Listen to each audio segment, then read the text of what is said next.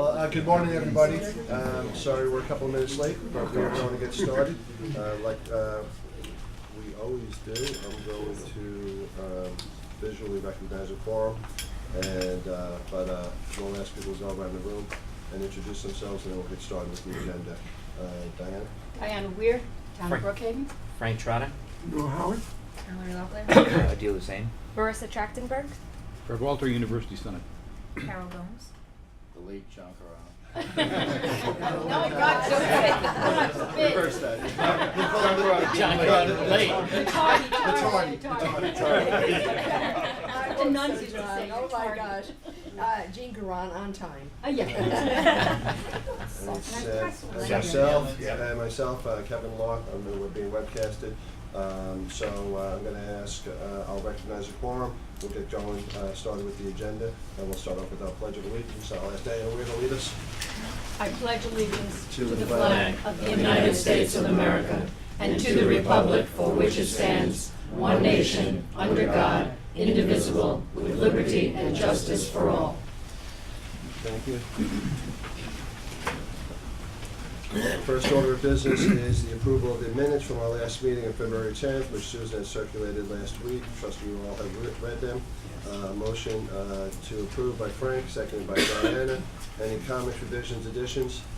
All in favor? Aye. Any opposed? Motion carries. My chairman's report is brief. I have the honor of doing fun things. And there's Len Benedict. Let the record reflect that Len has joined us as well. We have two neat presentations to make here today. I'm going to take one out of order. And we have the women's softball team with us here today. And I just read in the paper today that women's lacrosse team made the NCAAs. So I presume we'll be seeing them. We'll be seeing them probably in the fall, I hope.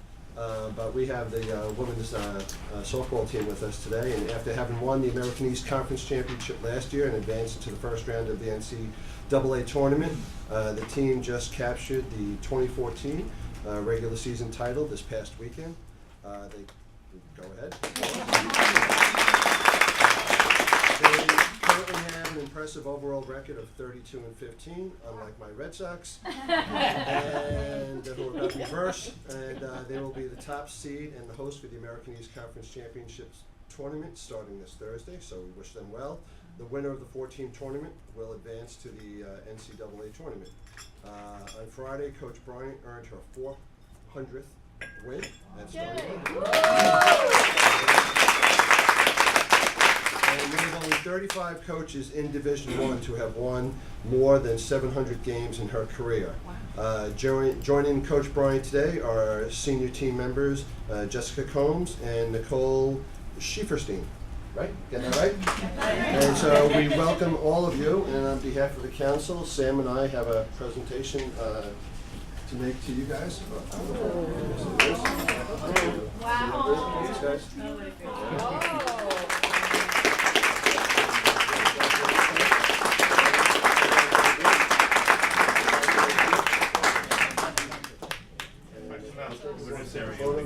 You guys in the middle? Yeah.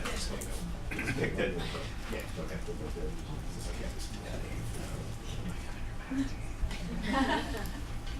Tilt that down just a little. There you go. That was great.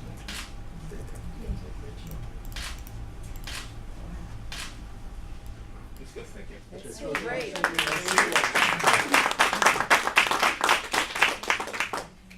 On behalf of our team and my staff, we'd like to thank everyone here, President Stanley, Kevin, the rest of the council, for honoring our team here today.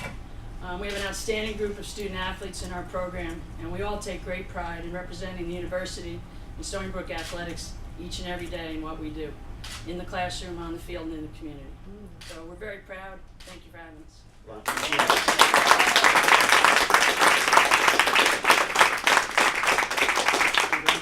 And the students, what are your majors and what are your plans? I'm a psychology major, and I'm hoping to go into either physical therapy or occupational therapy. Oh, good. Congratulations. Thank you. And I'm in the health science program here, and I want to continue my career in nursing after this. Oh, that's awesome. Beautiful. Representing the university so fine.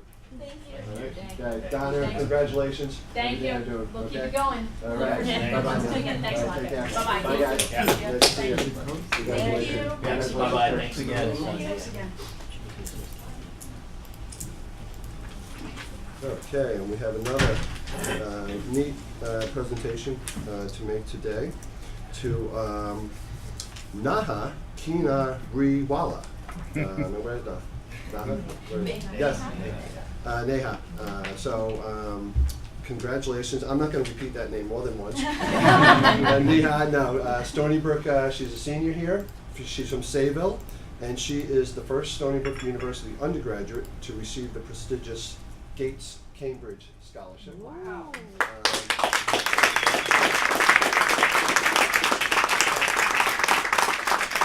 As a Gates Cambridge Scholar, she will pursue a degree of Masters of Philosophy in Modern Society and Global Transformations at Cambridge University in the United Kingdom.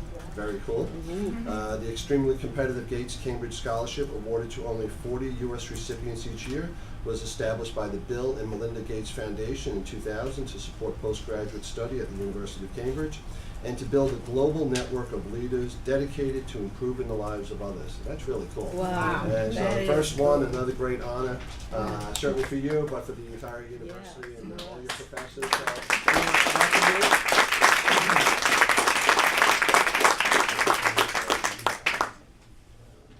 Much better than giving it to one box.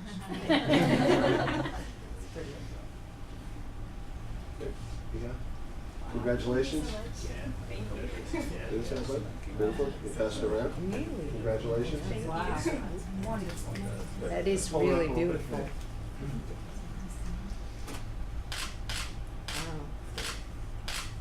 One, two, good. Sure, you want to say a few words as well? Oh, Oh, I'm sorry, who's that? that's my mentor. Oh, your mentor. I'm sorry. Good shot. Congratulations. What's your name? Hi, Kathy. Congratulations. That is a nice picture. Nice. It's really such an honor, and Stony Brook has given me so many opportunities. I couldn't have done it without the university's support, and I'm really, really grateful for that. For mentors as well, such as Dr. Moreau. And for gifted students like this, and all our students, I love teaching here. It's just an absolute joy. I'm thrilled to be standing next to her. She makes my job just one of the most wonderful parts of my entire life is just coming to this campus and working with students like her. So we're just really thrilled to have her.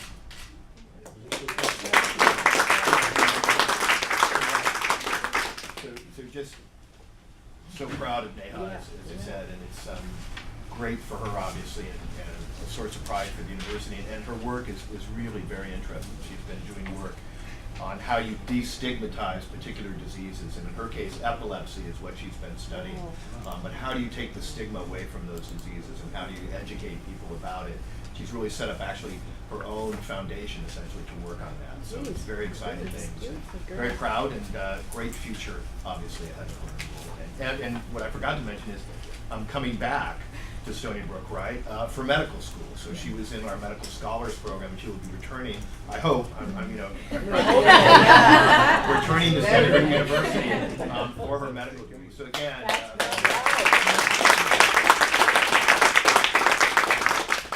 Have we gotten media attention on this? Is it the first time the Bill Gates Award, has been awarded? Gates Cambridge, yeah. Elaine, do you want to comment on that? Yeah, it was covered in Newsday quite nicely in a big article with Yes. a nice picture. Beautiful. Yeah. Nice So, photo. and Neha, you're allowed to go study for finals, and in fact, where you do not have to stay for the whole meeting. Exactly. Okay. But congratulations again. Wow, beautiful. It's Ladies' Day. I'm going to hand it over now to Sam for his President's Report. So there's been a lot of really exciting things happening on campus since our last meeting, and it's all in front of you in my report. Let me highlight just a few of those things. So some of you were generous enough with your time to get engaged with Middle States during the accreditation visit, and I want to thank Kevin for helping lead that. And it went very, very well. So I'm pleased to report, and this is a preliminary report, so for the record, let me state that it's a preliminary report, not the final report from Middle States. But all of the standards, according to the preliminary report, were met for Stony Brook. That's fantastic. We had a number of commendations where they actually praise what we're doing, and which is wonderful. They had some suggestions, and these are areas where they just had a suggestion. We are not obligated to respond to them, but they ways in which maybe we could do certain things better. And then we had some recommendations, and those are things where we do need to take action or respond essentially and tell how we're going to deal with a particular thing. But so far, none of those I think may require long-term or what we would consider monitoring. But that will be up to the full commission to decide. So this is a draft report from the site visit. They then submit it to the full commission. The full commission reviews the report, and then we'll come back with their findings to us. And that'll happen in June. But as I said, the preliminary results are all really very positive, and I really want to thank Charlie Roberts and Dan Davis, who led the Middle States accreditation. Dennis, our provost, was incredibly involved, as well as were many of the people in this room. But it went very, very well, and we're really pleased. So that's great. Elaine will update you on what happened with the state budget, which I would call good news and a little bad news for Stony Brook, but she'll talk about it. But in that budget is something very exciting. So we had our Startup New York plan approved, it was one of the first 8 that were approved by the state. Matt Whalen, Yaakov Shamash leading that initiative for us, so that was fantastic.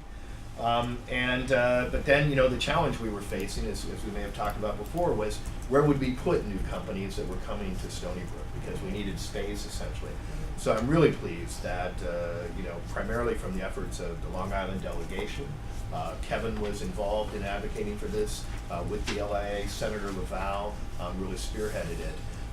We received $60 million appropriation from the legislature to build a new Innovation and Discovery Center, which will be a mezzanine, what we call a mezzanine building. Will allow us to take companies that have been in incubation, give them larger space, yet they'll still retain the support of the university. At the same time, we want to use some of that space for our own faculty as well. We're hiring these new faculty. We're going to have a shortage of research space, and this will provide space for them too, and allow us to bring together companies and faculty together in ways to create productive collisions that will lead to more innovation. So really excited about this mezzanine center. We're also looking for private partners, maybe to build an even larger building than we could build with $60 million, and that work is in progress. But whether we do that immediately or we do that later, this is going to be a great start for us for Startup New York, and we're really excited about it. I also wanted to talk a little bit about the Stars of Stony Brook Gala, which some of you may have the opportunity to attend. We honored Dr. Pat Wright. It was a spectacular evening. We had live lemurs there, for anybody who knows that. And Sam actually had one on his head. Yeah, that's absolutely true. that's great. That's absolutely true. Ryan the lemur and I got to know each other very well, and that was really enjoyable. But it really was fantastic. And Dexter, how much was the total again? A little over $4 million was raised, and that goes for scholarship and to support work that's going on in Madagascar. So we're very excited about that. Some bittersweet news for us. Jerry Stein, who has been the Associate Vice President for Student Affairs and Dean of Students, will be retiring this summer after 38 years at Stony Brook. It's an unbelievable career. Really has come for many of our students, I think, to personify Stony Brook. Beloved is the right word to use for Jerry. He is an amazing person. He's going to stay associated with the university. We asked him to do that, and he's going to stay associated, but we're certainly going to miss Jerry as he moves forward.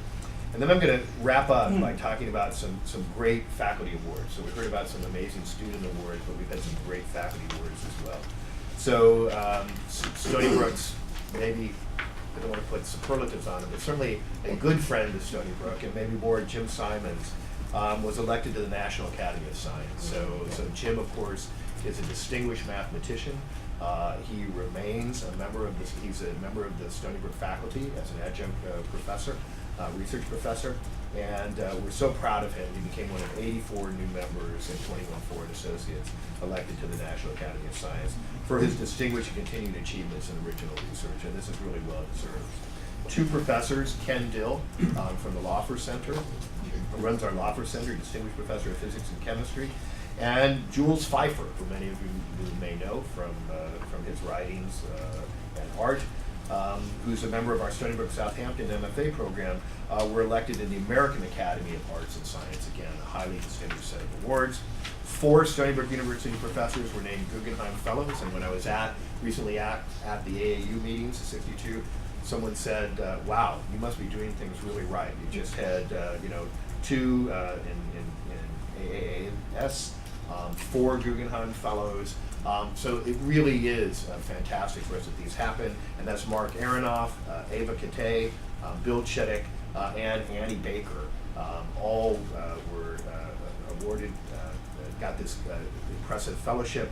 And then finally, Annie Baker won the 2014 Pulitzer Prize for drama. And Annie is a core faculty member in the MFA program in theater arts at Stony Brook Southampton. And so she's had an amazing year. Love to bring her here.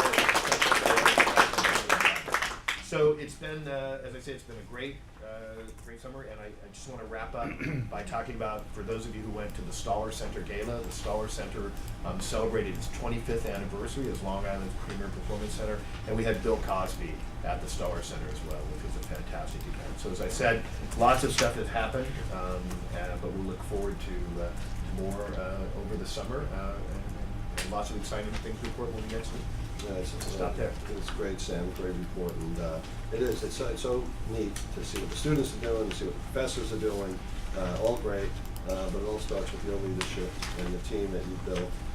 Things flow up and they flow down, and so it's really from the students, the employees, to the professors, to the management, so great job. Thank you.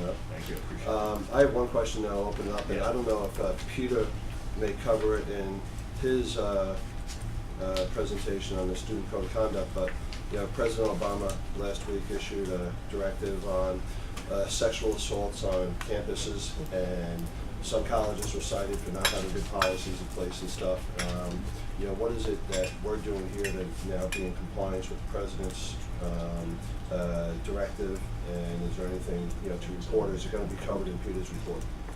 So I don't think it was going to. Let me start, and then I'll ask Peter to comment. So this is an incredibly important issue, obviously, for our campus and for other campuses across the country, and it's one that we have significant concern about. I think we've had programs in place, and Peter and his team deserve credit for a number of years that are designed to help address this problem, but it's by no means something that we're not taking seriously and need to continue to address. We're meeting today. I have a senior leadership team meeting today, so after these came out, I was in DC when the regs came out, but I immediately called a meeting of the senior leaders who are involved in this, and we'll be meeting today to crosswalk through the new regulations and ask, what do we do at Stony Brook to implement them in the most effective way possible for our students? I'd be happy at a future time to kind of talk about this if you're interested in kind of what our approach is and what we do, but I'll just say this, that we're committed to doing it right. And one of the things I was going to talk today to the team about is I'm going to add additional resources, essentially, to make sure that we implement this appropriately. So as I say, I think we're working very hard to do this right, but there's always room for improvement. And it is a problem on our campus. I won't say it's not a problem on our campus, because it is. It's a problem on every campus. It's a problem on our campus, and we will continue to work to do it. That's good to hear, and I knew you'd be on top of it, but I think 4 days in a row, the New York Times has covered it, editorial yesterday, and we have a duty to make sure that we're doing everything we can to address the issue.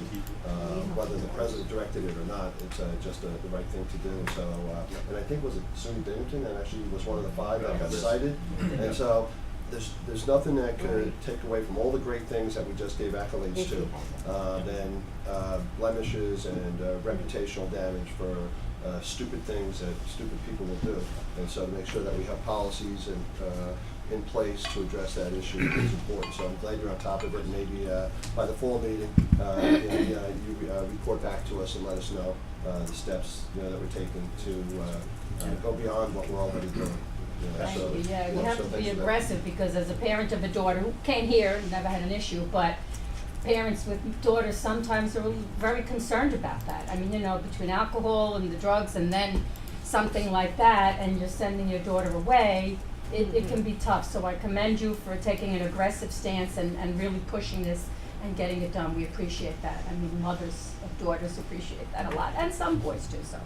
Well, this last week, Bea Hansen was visited. She's the Principal Deputy Director of the Department of Justice and the lead person for violence against women. And she came and gave us a glowing response. We were in a second cycle of a Department of Justice study where we use this to do one of the items that the report urged. For the last 5 years, we've been doing a campus climate survey. We've been using that. So what Peter's That's referring great, to, one of yeah. the things that the White House said was that schools should do a campus climate survey to understand what the problem is on their campus. And what we were saying is we've been doing that for 5 years already. That's great, Peter, thank you. And we've got a Center for Prevention and Outreach, which is very much focused on this issue. But as Sam said, there's always more that can be accomplished and being able to provide. She came over to the health sciences campus as well, and I Right. met with her when she was visiting our unit, where unfortunate young women who are the subject of this topic, and she had a lot of accolades for the unit that we have over in the hospital for taking care of victims. of Wonderful, sexual that's great. violence. So this will indeed lead into what Maddie, when you have the term non-consensual, it really means an assault. But it's how this gets nuanced. We're not the campus judicial system is not a criminal system.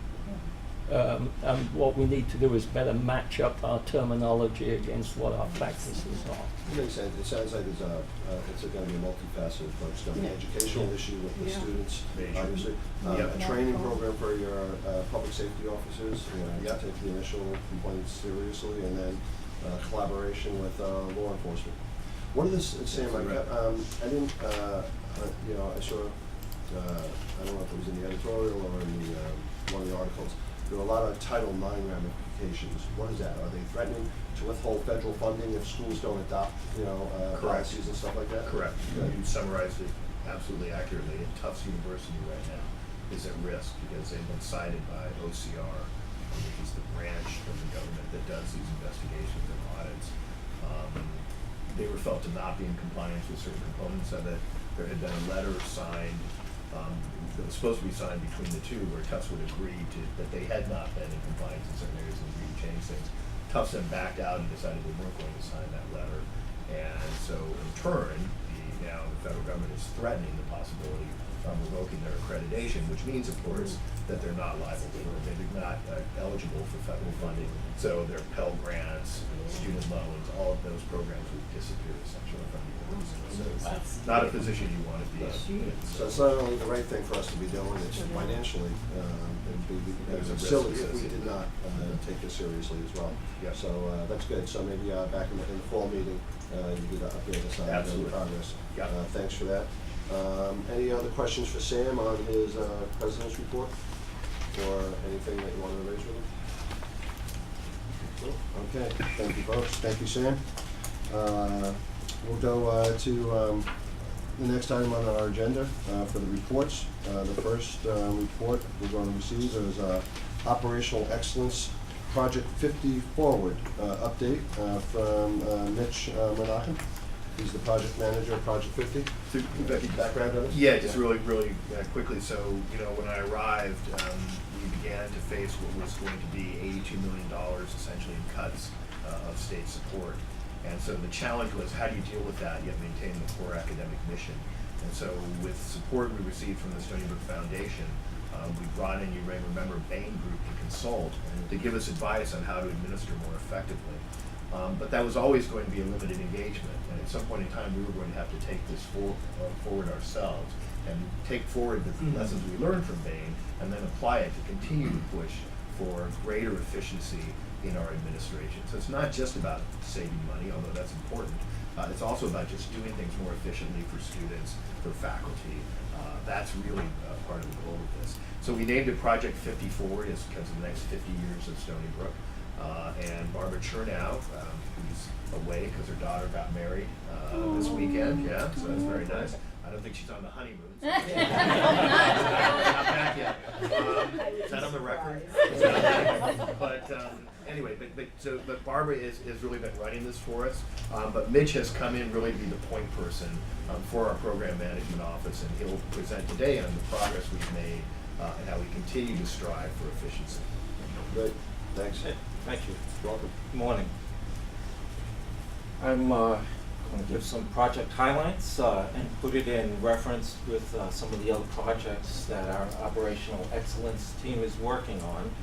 I'd like to recognize the team at PMO office with Barbara as the lead. Lyle Cole Camplese is our CIO, Axel Dries, Doug, and myself. These are some of the most creative and dedicated people I've worked with in the last 30 years.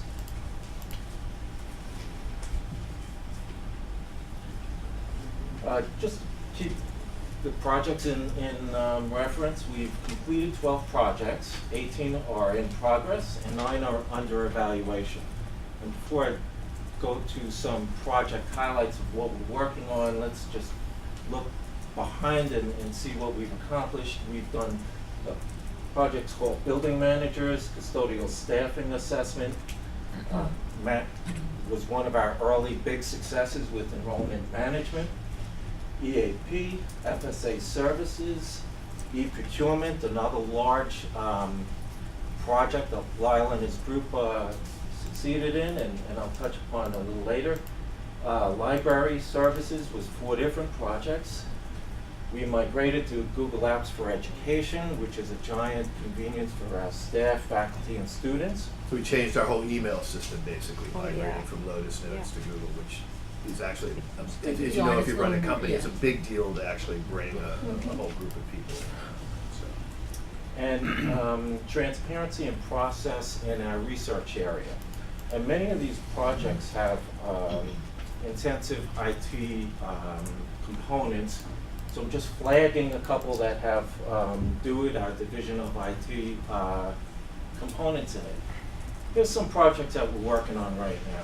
So Mitch, it may be good to just step back for a second and talk a little bit about kind of how a project is done. So if you say, what were you going to cover this? Am I jumping Nope. on your slides now? I So, wasn't. so how a project is done. In other words, how we set up a team essentially of individuals who know something about it. That team can include students, faculty, staff, depending on what we're working on.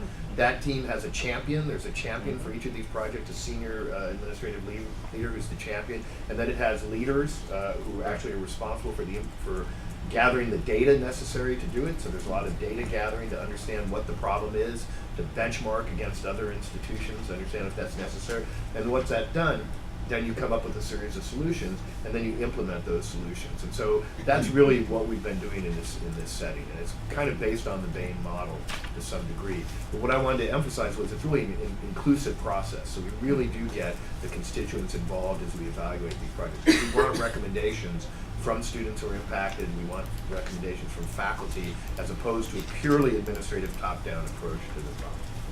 That okay? Let's set it better.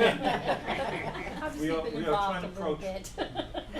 We're approaching the projects with a formal project management mentality. So there are sponsors for each project, project leaders, and project teams. There's probably 150 people, faculty and staff and students, that have participated in some capacity in some of these projects. The project leaders report to the PMO office, and which meets every week, and we come to SteerCo, which is the president and senior Steering committee, yeah. leadership, and report on progress. Look for permission to go forward with new projects and permission to close projects. Energy savings is a large project. In the last 2 years, it saved $4.3 million.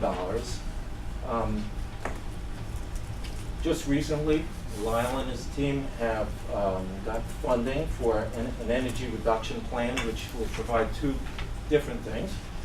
Building management, energy efficiency upgrades and controls will give us centralized and direct control of HVAC, which is important because HVAC accounts for 28% of our electrical bill.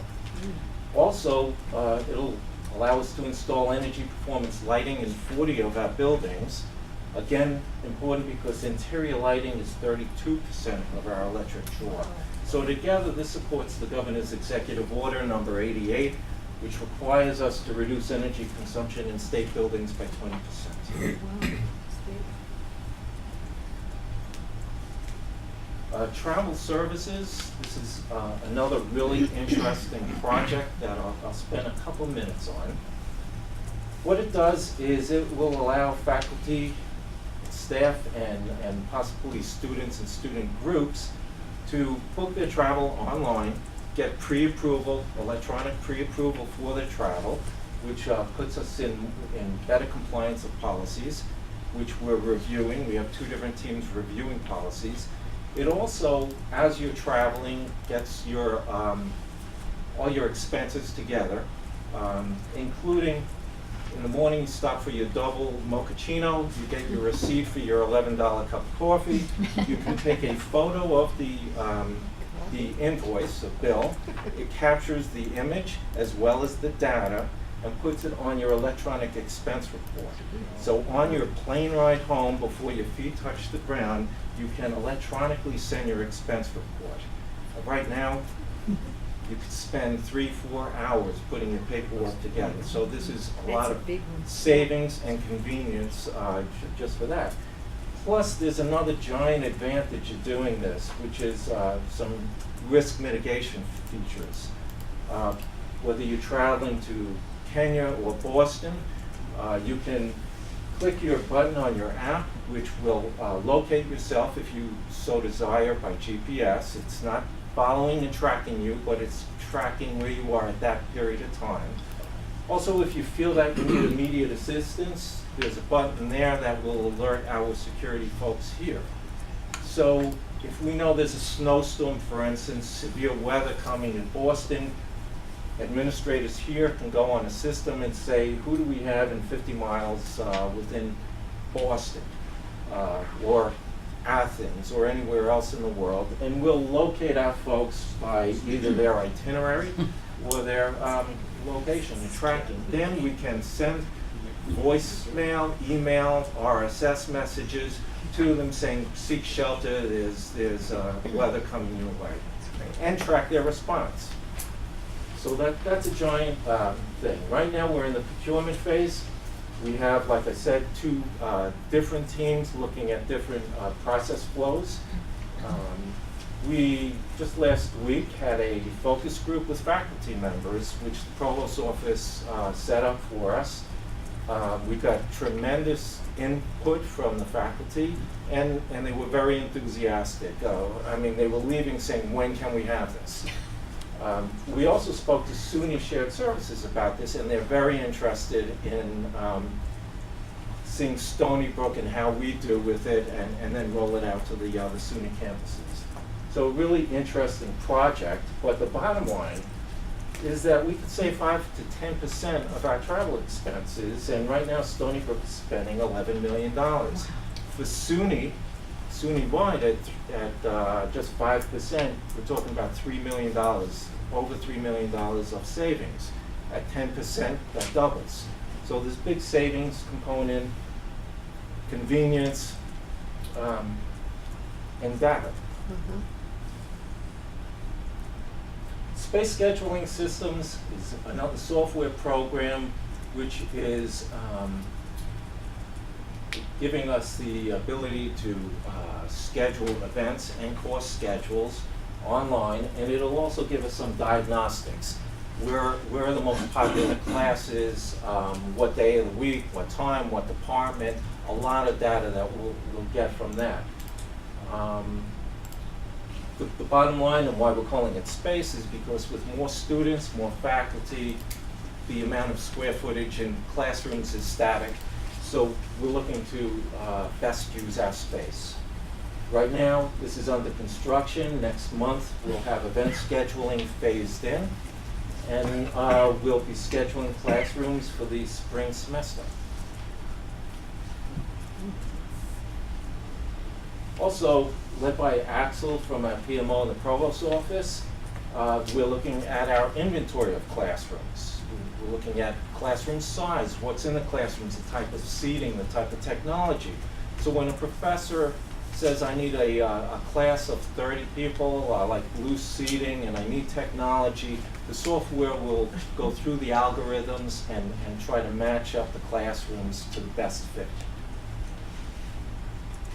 PCI compliance, PCI, the payment card industry. They issue DSS, which is data security standards, which is to safeguard credit and debit card user information. Right now we have a vendor on site that's completed assessment for us. We've converted many of our users to our e-commerce platform. We've trained a team member, and we're developing a campus-wide credit and debit card policy. Why is this important for Stony Brook? We have 64 merchant IDs, and we process $120 million through credit and debit cards, so it's very important to us. Thank you for Mealy Bealy. Big. Some of the other ones, FSA services, phase 2, we're looking to put, as Peter frequently says, more money on the plate of the students. We're looking at food services in particular. Academic administrative support benchmarking, academic revenue enhancements is 3 projects there. Position tracking, talent management, I'm not going to spend a lot of time on, but this is a big thing. We have staff working for quite some time on this.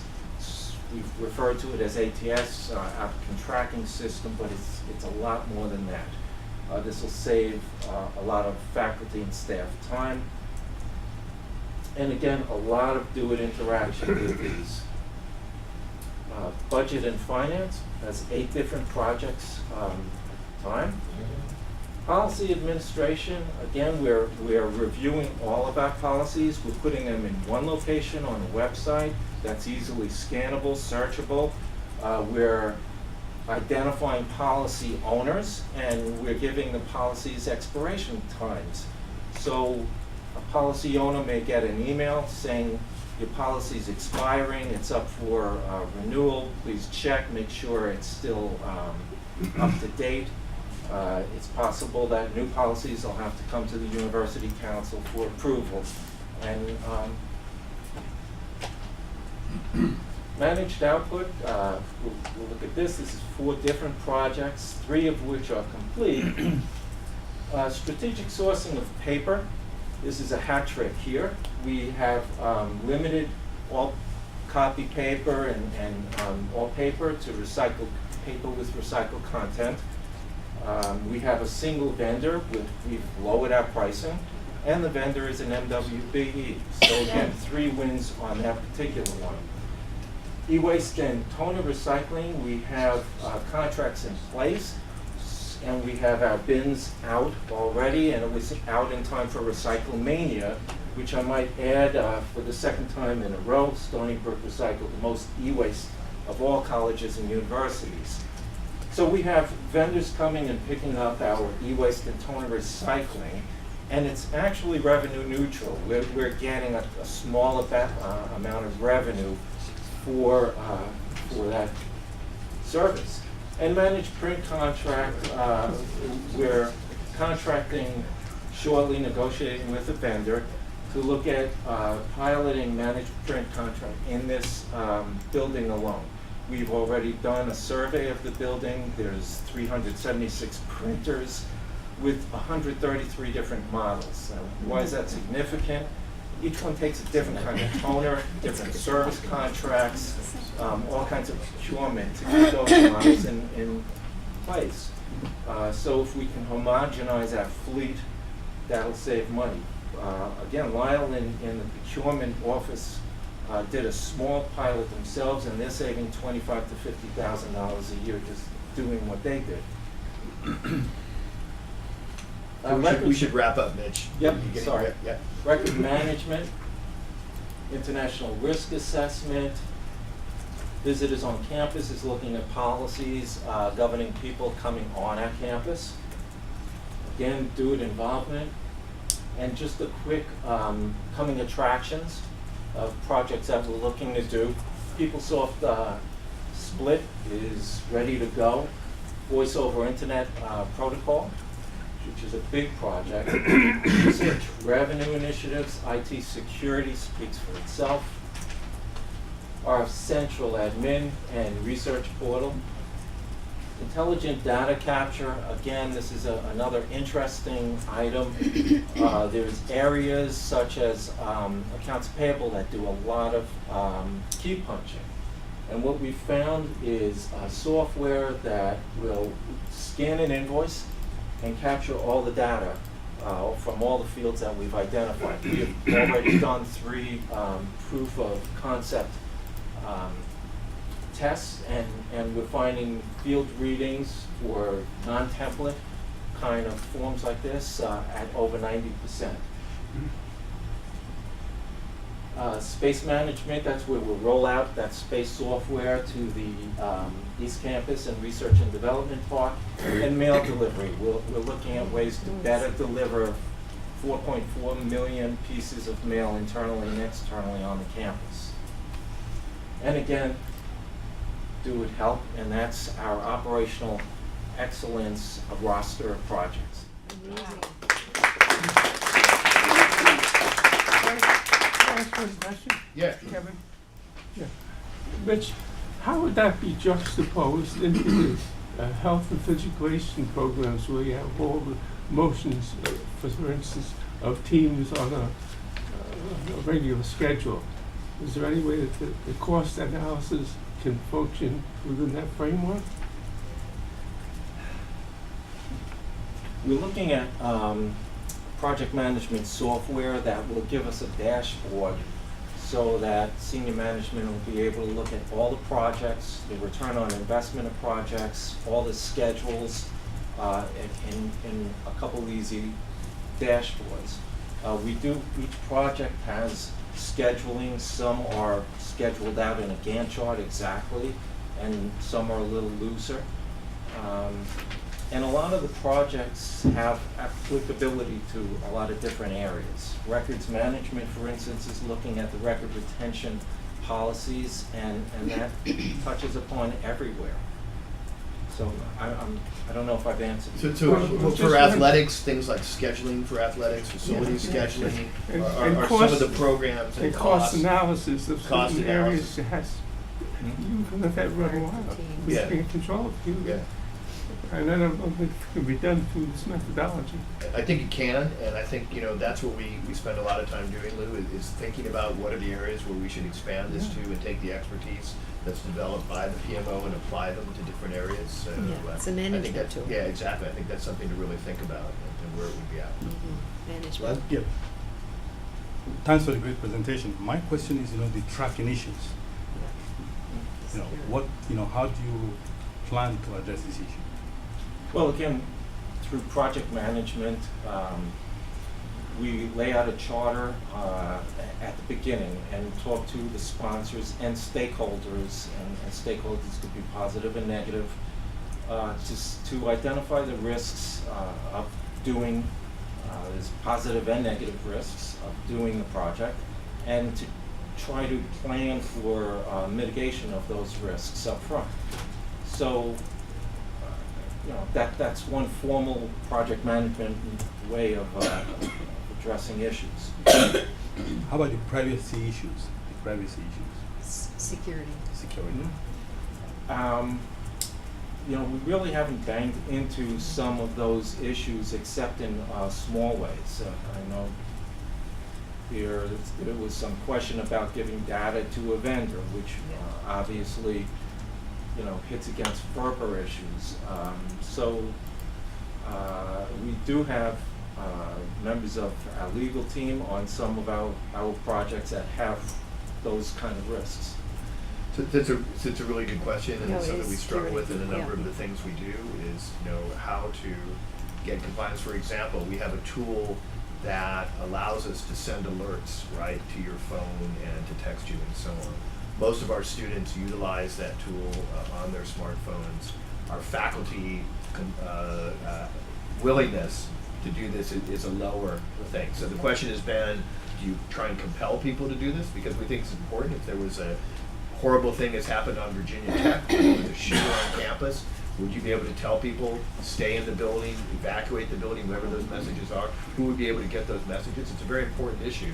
But the question is it something you compel, or is it something you try and educate and have people do and make choices? So I think in general, we tend to try and move and not be involved in something where somebody's actually mandated or compelled to do things. But in certain security things, we will do that if we think it's necessary. Any other questions for Mitch? Mitch, thank you very much for the presentation. Thank you. Next, we're going to hear from Dr. Matt Whalen. He's the Vice President for Strategic Initiatives for a Southampton update. How you doing, Matt? Good. Well, thank you. This will be a very brief verbal update pending a more complete update in the fall.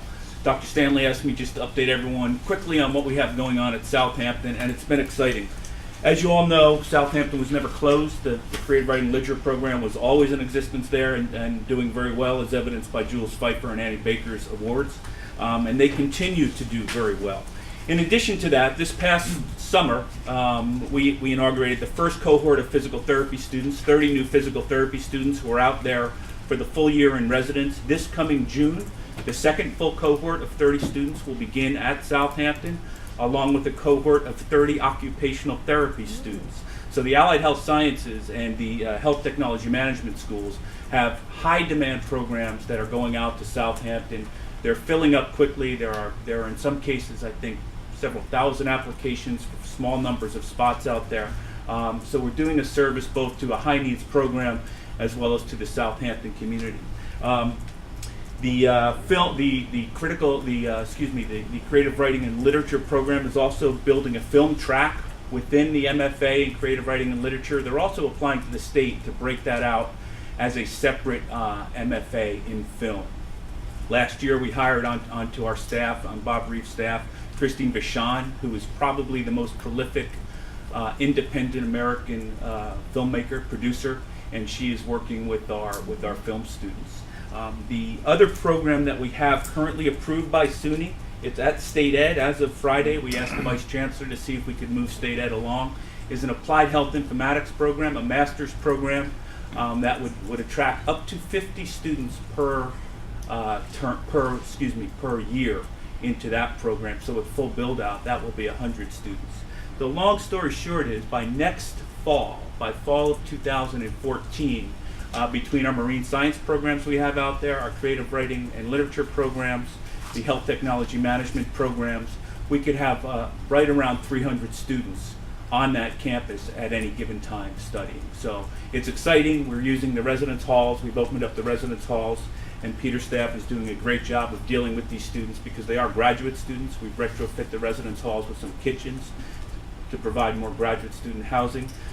One last exciting thing, we have worked out an arrangement with the Amagansett Food Institute. It is a food aggregator and incubator for East End farmers to take up residence in our commercial kitchen at Southampton. The university was spending about $80,000 a semester to deliver a food service out there. It was not financially sustainable. This allows us to both lease that space, take in some revenue on that space, and this group will also provide a small cafe-like food service for our students. So that is a brief verbal update. You are going to get a more significant update in the fall on those programs. The one other thing, Ken, I don't know if you want to give a 2-minute update on the hospital or not, on discussions out there. The agreement between Southampton Hospital and Stony Brook University Hospital, an affiliation agreement for us to not purchase or in any way, but to manage Southampton Hospital has gone along very nicely. We have hammered out an agreement with the Southampton Hospital Board. We shared that agreement with SUNY Central, with the Chancellor's Office.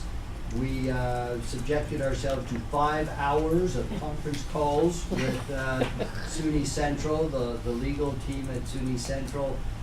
We made slight modifications based on SUNY Central's recommendation, and now we're ready basically to get final approval from the SUNY Central, from the Board of Trustees. And if everything went smooth, you know, Ken, Southampton Hospital would build a new hospital on the Southampton that campus, campus. and it would still be called Southampton Hospital, but they'd have some type of affiliation with the Stony Brook Medicine. We've actually been going through how the branding effort would be. It's actually quite complex, and we don't need to talk about it here, but you know, everything from, you know, Stony Brook Medicine, Southampton Hospital, to, you know, Southampton Hospital, an affiliate of Stony Brook University or something like that, or something in between, but with our colors and with our logos and things like Yeah, that. but the first part of my So question was two that phases. they will build their hospital on. Two phases. The first one is just to manage the existing Southampton Hospital in its present location, and once we do that, then Southampton Association's responsibility is to raise the money to build a new hospital on our campus. And we have very nice plans for that, but it's going to be dependent on them to raise the money. We're not Okay. putting money into it to build the hospital. The actual They- construction. I think they have a very active group that is ready to fund. They've been looking for spots. I think this is awesome. Thank you. What is it, so is this like a 10-year plan, or, is this? So I think, as Ken said, I think the critical thing is that we believe that with Board of Trustee approval, that our management of Southampton Hospital and our expectation, and they've been great partners in setting this up, will really improve care immediately Oh, yeah. in the region. So that to me is probably the number one thing I would say, is that just us getting engaged, I think is going to improve care. And it's going to provide opportunities at both hospitals. So there will be some opportunities from us that come with managing it, and there'll be some opportunities for them that come with management as well. But the overall goal will be to improve healthcare. We're excited about the possibility of a hospital going on that campus location, because we believe it would enhance the educational experience, particularly as we talked about with the allied health services now growing what they're doing there. I think the opportunity to have that hospital on our campus is exciting, and we have planned accordingly. So our long-term facilities plan calls for a hospital to be located there. Having said that, as Ken aptly put it, the heavy lifting for the fundraising for that is on Southampton Hospital. We have, it's not that we're not interested in it, we're excited about it, but as you know, we have some very high priorities on this campus that we need to deal with. And, you know, Dexter's nodding in agreement. Jim's nodding in agreement. Dexter's We're building the Spirit march, is not we're building our new children's hospital, Right. and those are just the beginning of ambitious plans. So we need to be focused on those things. So we will, of course, we'll work together with them to help do that. That's not a question, but I just, you know, we and they know this from the beginning, that the primary responsibility lies with them to raise the money. But we'll help in any way we can, but they have the ownership of that project. That's exciting. Yeah. And Matt, the 300 students you referred to, they're all graduates, so there are no undergraduates? There'll be undergraduates studying marine sciences in both That's the what I fall thought. and the spring. So there are there'll be roughly just under 100 undergraduates there at some point between the fall and the spring, taking courses, using the boats, and going out and doing field work, ocean work, then coming back to the labs in South and Chancellor's Hall to do their water sampling studies. And so it's a mix of both graduate and undergraduate. Some of the undergraduates do take up residence there in the Oh, they do? fall. They Yeah. do, absolutely. Yeah. Now, That's what's good. that, That's good. given the capacity of the current capacity for students? 300 versus, what, you know? So we expect to be able to handle 300 next year. The following year, depending on classroom availability and classroom needs, it will get a little more challenging. By 2016-17, if we continue to grow, we're going to have to get fairly creative with our schedule.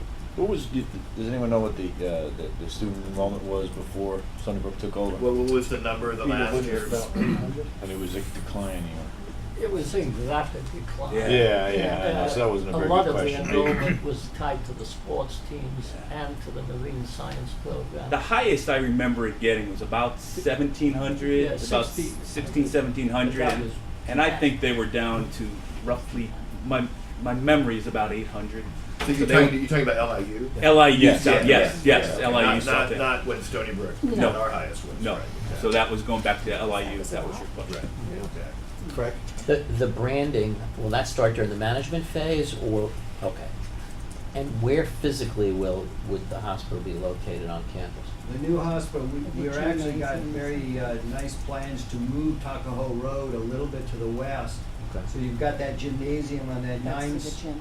9-acre piece that's to the east of Tuckahoe. That's not quite big enough for the hospital. Tuckahoe Road would be moved a little bit to the west.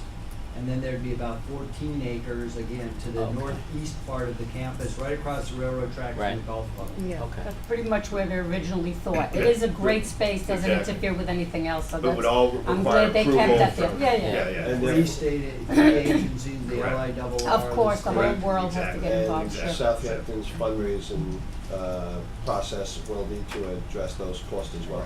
Absolutely. Got it. My suggestion is probably, when you create a new hospital, probably to have like accommodation for families. Who might want to stay. Oh, yeah. It's a Well, we community built a house. hotel once. They're building a hotel right down the You street. did it Let's again? hope it's You did it again? Let's hope Yeah. it's not as painful. Yeah, it may not take 25 years, but we'll see. Yeah, that's a good point. In In the new Southampton hospital. could take 45 years, so. Oh, yeah. And the new hospital will be on our property. Will we be leasing the property to them? You That will. would be the minimum. That's what it is. Okay. I Yep. just wondered. Yep. Will you own it after a while, like we do with other To be resident? determined, all that has to be worked out. Okay. Yeah. Another 5-hour conference call. The first, and as Ken said, the first stage is this management Yeah. agreement, which has been, I think a lot of Huge, effort has yeah. gone into making this work so it's beneficial to both sides. And, I think it'll be a tremendous asset, not only to Stony Brook, but also to Southampton. Oh, absolutely. For the visitors that come, the credibility and the Yeah. wonderful reputation that Stony Brook has is going to upgrade major Southampton Hospital tremendously. Even though it's a great little hospital, been there many times unfortunately, and family as well, and never had a problem, and I love the hospital, but I think it's a tremendous asset. You have no idea what an impact it will make on the summer people, especially its location is gonna be so much easier. You have County Road 39, you have Montauk Highway. I am beyond excited. I hope I live long enough to see it all come to fruition. But congratulations. I know it's a very heavy lift, and our legislators, I know Ken and Fred Beal, have been They're all tremendous assets, because it's a big deal. It's a Yeah, big deal great. on the East End. They've been So great we're advocates. very, very excited, and thank you for all your hard work. And also to make sure it's a state-of-the-art hospital. Oh, it will be, Oh, believe yeah, me. I'm sure. They have good donors. We hope they all come through like they have been promising to come through. But I think it'll be a tremendous, tremendous lift for the East End, and we appreciate it. Great. Thank you. Any Thank you, other Matt. questions for Matt? No? Matt, thank you very much. Next up is External Relations Legislative Update from Elaine Carson. Good morning. And I think the last time I briefed you, the executive budget had just come out, and so I'm going to spend a little time walking you through the enacted budget. I'm not going to go through the presentation. Why isn't this working? Wrong button. There we go. I'm sorry. So if you'll recall, in the operating budget that was proposed by the governor, the big issue was the failure for the division of the budget to include about $82 million for the salary increases that were negotiated for the UUP negotiating unit. So we spent a lot of time with the legislature trying to get that $82 million added back to the budget. We were mildly successful. The final budget adds $7.6 million system-wide to the operating budget.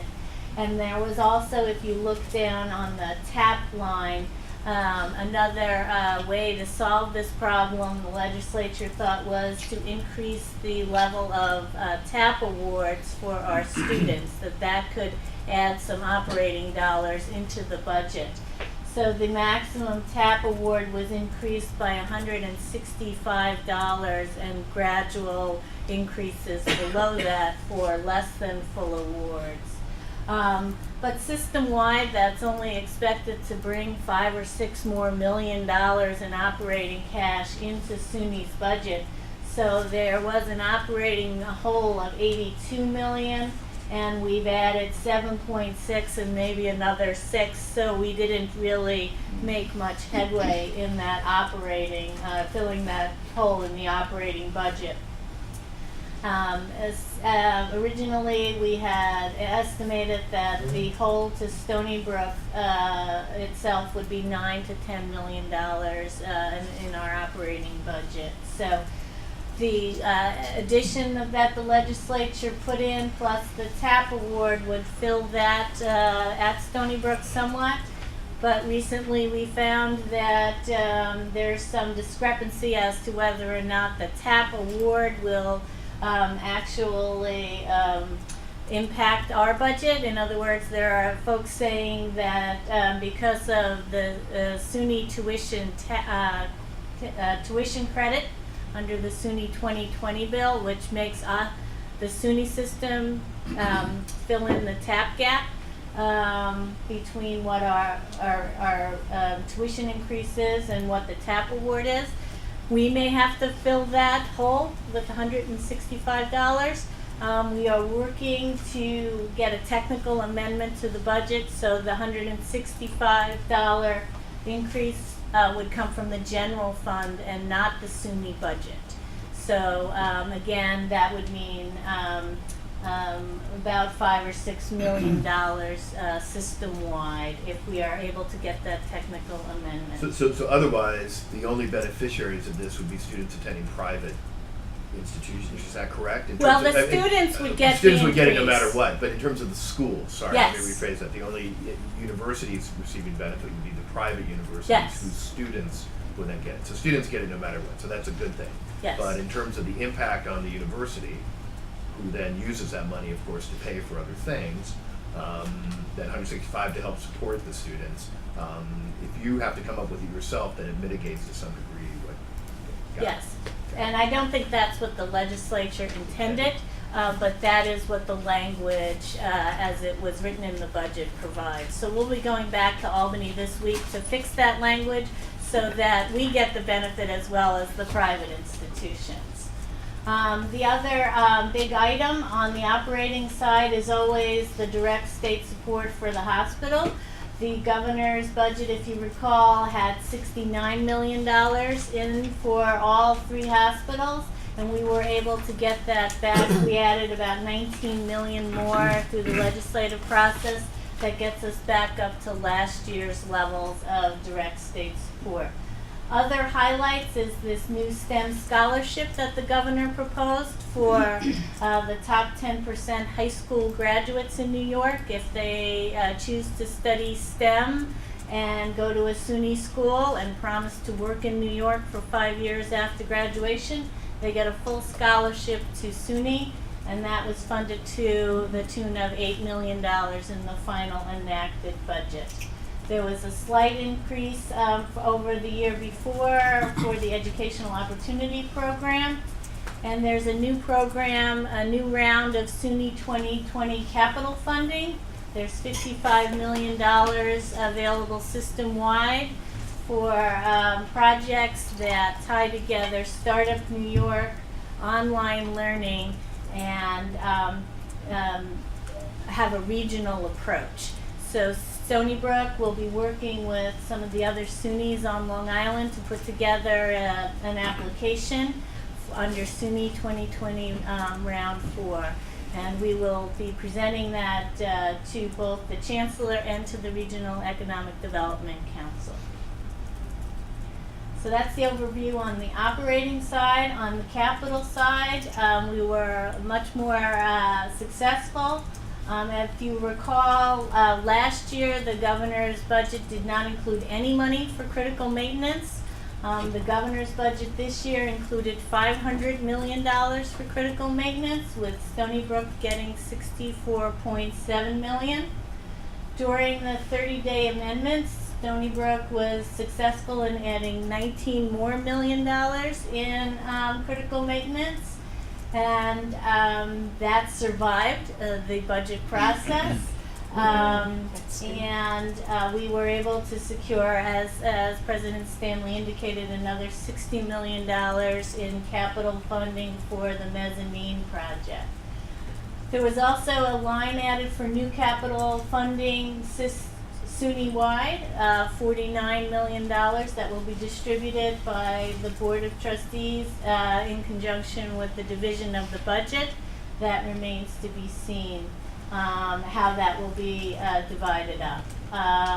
So overall, we did very well on the capital side. And I'm just going to remind folks that these are appropriations. There's still a struggle to find cash on hand to fund these projects, but we will be working hard to make sure that there's cash behind these appropriations. And that's the overview of the budget.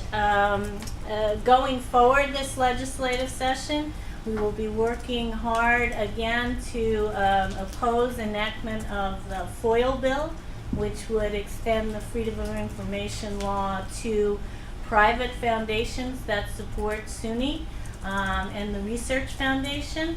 We will be working, to defeat that legislation, really.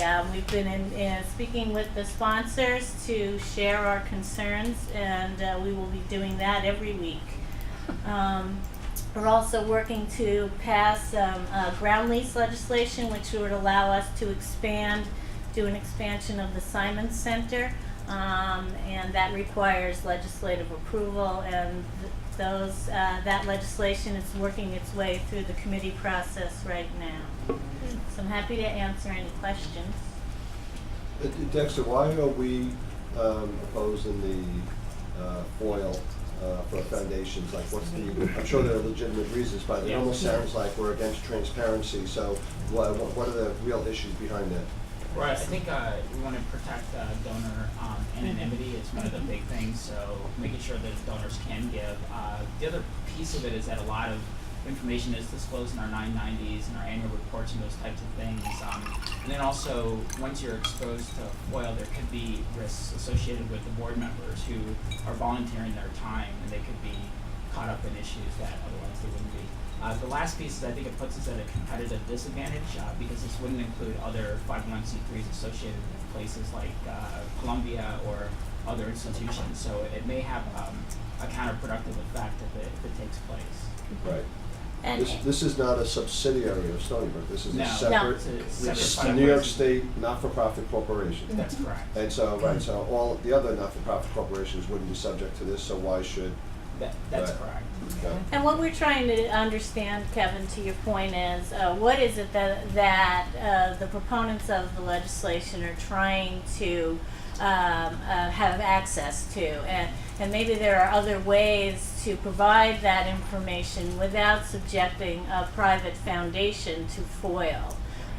There are, I think, other ways to provide information and to extend to a private institution a statute that was intended to give taxpayers information about taxpayer money.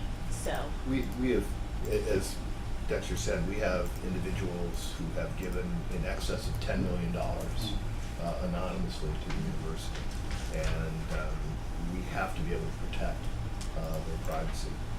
They will not give or be associated with the university if they don't have that assurance. And to say it's a very competitive world, as Dexter said, in fundraising, if they have just the least bit of doubt that their name will be protected, they have plenty of choices of where to give their money, plenty of choices, and they will do it somewhere else, and I understand why. So it's really, I think as Elaine said, and as Dexter and Elaine both said, we need to understand what it is, that they're trying to understand, because our Form 990s do put out, and actually the state just revised and strengthened its rules for corporate governance of foundations. So you had, the governor pushed a series of regulations now, which I think are fine, to make sure that 501c3s are governed appropriately. So it's not as though I think there's issues there. So it's a problem for us, and I think it's interesting for the faculty. There've been faculty members who said, well, we're concerned that the foundation's not transparent enough, and to which I would say again, this is killing the goose that lays the golden egg to a large degree. That in the interest of a nebulous goal, you're going to actually essentially eliminate what is for us the margin for excellence. If you look, Stony Brook is not going to progress the way it does without the Stony Brook Foundation. And if we don't have that fundraising ability, we're not going to get to the next level, and we'll have trouble staying where we are. And that's the way it is everywhere. And so this is really a risk for us, and I can't underestimate how dangerous this is. Well, that was helpful. It would be interesting to see what their goal is, I'm sorry, Frank, because all 990s, that's a federal statute, they're all governed by this equally, and to impose something on a 990 that is compliant with all federal guidelines and regulations with a lot of information, it escapes Doesn't me make sense. what they would get out of it, because you're already so highly regulated under the federal guidelines, because it's a tax write-off, obviously, somebody writes a check. It escapes me. I've been thinking about this for a while since I heard about it. I don't understand. It's just boggles the mind. It's kind of like a First Amendment kind of violation as far as I'm concerned, because people want to give and do that, and it would seem unconstitutional to say now you against you being equal in 501c3s, whether you're associated with the university or not. You can accept money from any. It is quite unfathomable as far as I'm concerned, so I get that. Where does the Long Island delegation stand behind this? It's mixed. It's The sponsor I was is hoping you Senator didn't say Laval, that. so. What's that? The sponsor of the bill in the Senate is Senator Laval.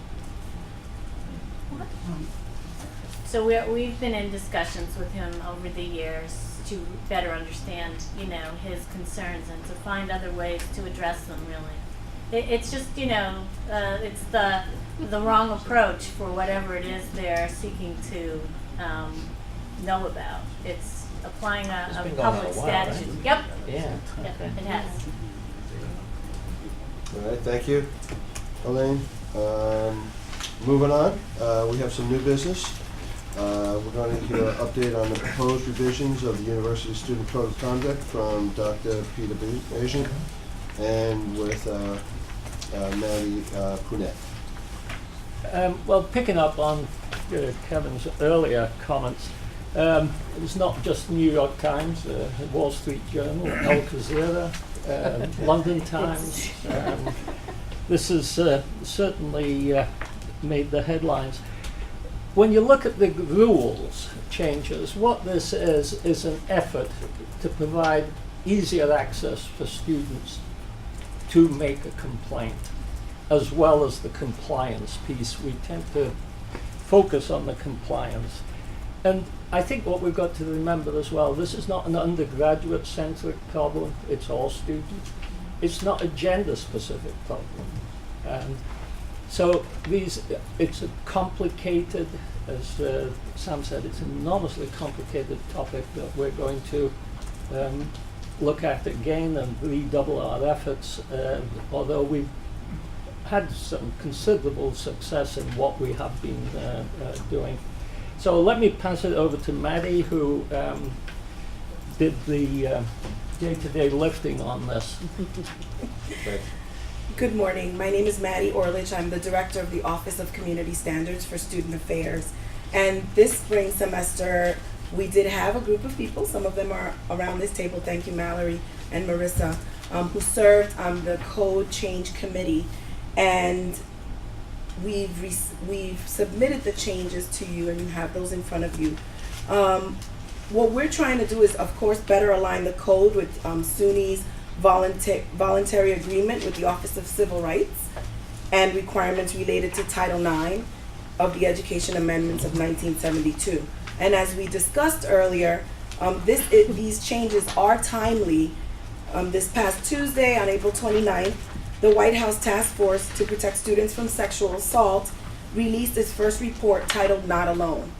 Concurrently, the Office of Civil Rights of the Department of Education released a lengthy questions and answers document on Title IX and sexual violence. And this 46-page document offers clarification about the requirements in the April 4th, 2011 Dear Colleague letter and the 2001 revised sexual harassment guidance. These changes are necessary to fulfill our obligations to Title IX, and we're requesting your support in accepting those changes. We also do request if there are any changes in just contact information within our code, telephone numbers, emails, if we could just change those on our own without having to bring them to this committee, to the council. Thank you. Okay, so you need us to approve these Approve the and to changes, give you that yes. flexibility. Yes. All right. Diana made that motion, I'll seconded second. by Mayor Durant. Any comments, questions? All in favor? Aye. Any opposed? Motion carries. Thank you Thank very you. much. Next, we have Susan Bloom to share with us the traffic regulations. At a prior meeting, draft regulations were shared with us, and then there's opportunities for public comment, and I think now Susan's bringing us the final regulations for us to approve. You did my whole presentation, it was perfect. You can overlook. So I am seeking your support this morning in approving and adopting as the language, the finally, traffic and parking regulations.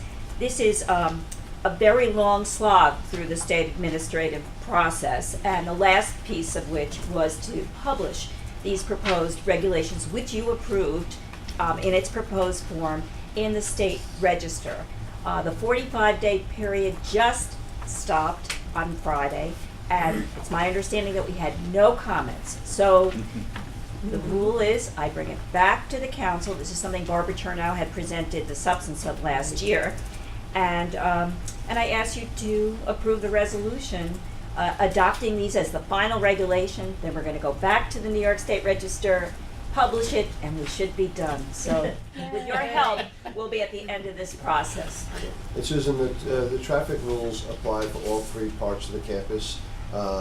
So whether it's the health side, the main campus, or the research park, and the Southampton, is it the same rules for each of those facilities? I wish Barbara were here, but we know she's on somebody's honeymoon. I know it's true with respect to this campus. I'm not sure about Southampton, but I do not believe any of these traffic rules impact Southampton. Okay. Motion by John, seconded by Mayor Durant. Any questions or comments on the proposed regulations which were shared with us last week? Hearing none, all in favor? Aye. Any opposed? Motion carries. Thank you. Thank you. Do any of the members wish to bring up any other business? Just want to ask a question about the parking. Did we give tickets and get some type of income from that as well? It goes into our own little pot of money? It goes into the parking fund. That's Mhm. wonderful. Parking Okay, lots. so just, Doesn't go to the foundation, so you don't have to. Report before the answer for me. Yeah. The mayor would know these things. Absolutely. I'm on top of Are that we one. looking to do speed cameras on the campus Yeah. to generate additional fees? Maybe. Oh, You're shaking boy. your head. Yes. Maybe. Okay. Maybe. For pedestrian safety Just a purposes, thought, I yeah. think, that's really, we've talked before that pedestrian safety is a major issue for us, and I think, we didn't talk about it today, but we just had a major success where the county executive agreed to lower the speed limit on Nichols Road by the campus. It's been lowered from 55 to 45, so Yeah, all of you 'cause who are it's- driving today, be aware. Watch out, yeah. Watch out, exactly. But that was really, it's a pedestrian safety, cyclist safety measure to really just slow people down on that road. I think on our own roads, there still is speeding that takes place. There's still issues around not yielding to pedestrians and crosswalks, and we continue to push education on that. We continue to push for sidewalks in areas around us, particularly right now, Stony Brook Road is the one I think where we need it the most, as we're expanding the R&D park. We need a sidewalk along that road so students can go safely from the campus to the R&D park. So this is a major continuing push for us, but I appreciate everybody supporting this, but we're not done with this issue. It's important. My question is about the ACA, the Affordable Care Act. How many insurance companies does Stony Brook sign up with? The sitting behind us is Ruben Pasternak, who's the CEO of Stony Brook Hospital, and I will ask Ruben to almost say it out of the room. So we have the one contract, which is with what is by far the largest provider in Suffolk County, and we have 3 others that we're very close on. We have not had issues prior to the one. We had patients raising issues about where they can get a policy that will give them access. We have had no such complaints or issues coming to us, and even before that, we were doing one-off agreements with the insurance companies. So nobody's been denied care on that basis, and the company with whom we have the contract now actually has the best rates and the best coverage of all the plans that we've negotiated so far. Good. Good. Thank you. Good. Any other matters?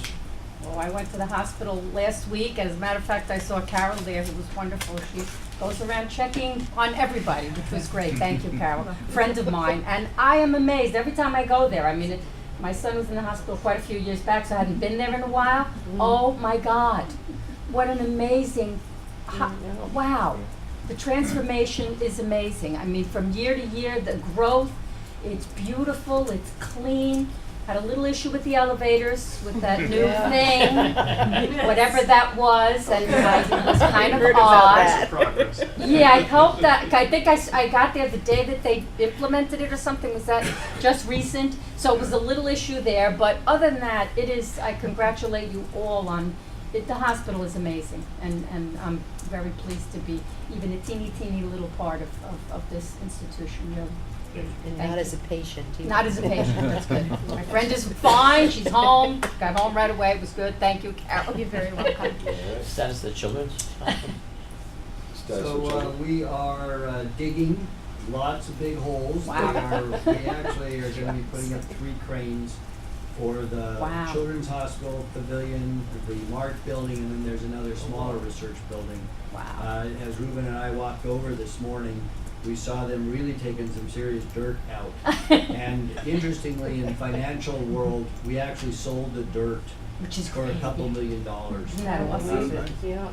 For beaches. Wow. So we're supporting the beaches a lot. Yay. That's fantastic. But it's about 2 weeks behind schedule, as I understand, because of the weather over the winter. Right. And they believe they can probably make up the time.